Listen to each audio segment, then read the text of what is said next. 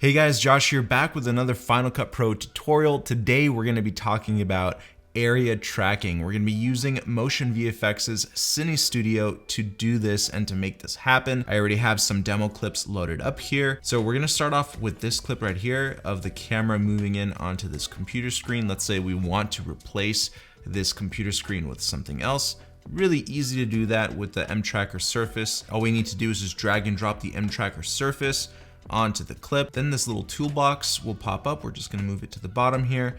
And here we're just going to draw a little box within the screen of the computer. So it's like drawing a mask. So we're just going to draw a little mask inside this computer screen. We're going to zoom in just a little bit so I can be pretty accurate. And we're going to close off the track. Then we can go ahead and enable the tracker, which is going to track keyframe by keyframe. So we have the option to manually skip to each keyframe, or we can let the computer do the work. I'm going to let the computer do the work. So I'm going to quickly track backwards since we didn't start in the beginning of the clip, and then we're going to track all the way to the end of the clip. All right, that's all done. Now if we scrub through the footage, we'll notice that the little box that we drew is following the screen of the computer, which is great. Now we have a few other options to cycle through here. We have this planar mode. So we're basically doing a surface track, which is also known as the planar track. So this will only track a 2D space, a surface. So keep that in mind. So here's the type of planar mode we can select.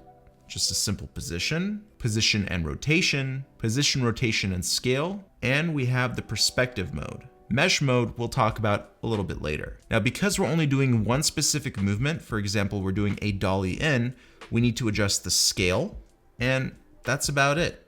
So all we have to do is go into position and rotation, make sure that's selected. And once we've done that, it's really easy at this point. We just have to make sure that we go into the mTracker surface parameters right here to the right.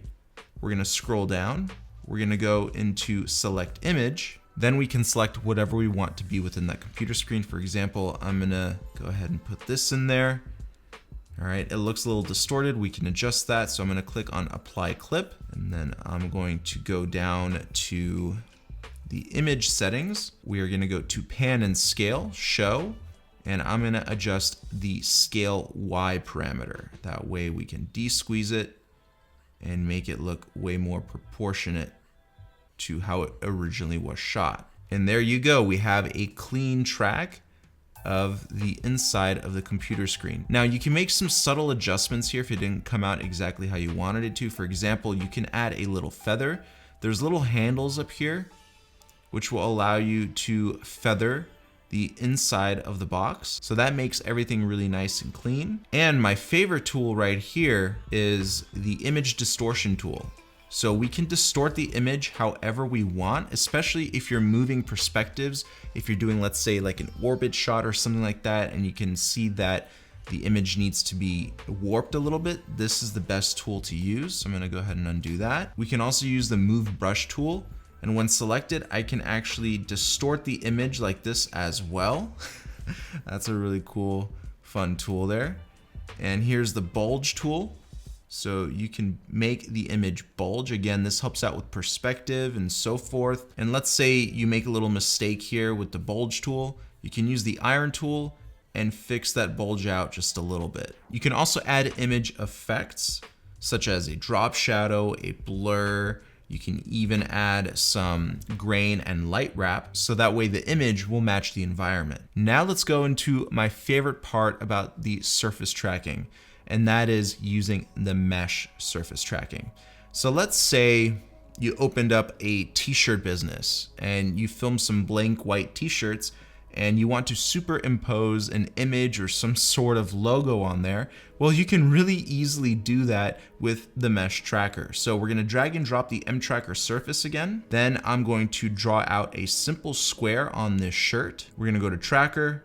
We're gonna track backwards first, then track forwards. Once that has been done, we're gonna go to the planar mode and we're gonna select mesh. Now this is where the fun begins. We're gonna go into the mTracker surface parameters. We're gonna go to the drop zone, and I'm going to select this cool image of a smiley face. We're gonna apply the clip. Now, it doesn't look like anything yet, but it will. So we're gonna go back into the parameters. We're gonna go into image opacity. I'm just gonna lower that a little bit, just a tiny bit to make it match the overall scene. We're gonna go to blending mode, select multiply, and there you go, it just blends into the background and basically makes this image transparent. Then we're gonna go to the pan and scale, and we're just gonna scale down the image just a little bit so that way it fits within the box that we drew out. And wow, look at that. Looks pretty clean, huh? Now you can still see the outline of this little tracker box that we drew out. We can completely get rid of that just by going to the mask color and just going to opacity and putting it all the way down to 0. That way it becomes invisible. And there you go. So you can superimpose anything you want. It's really easy using the mTracker surface. Again, if you haven't already, make sure you give it a try. Download link is in the description box below. Let me know what you think in the comment section down below, and I'll see you in another one. Peace.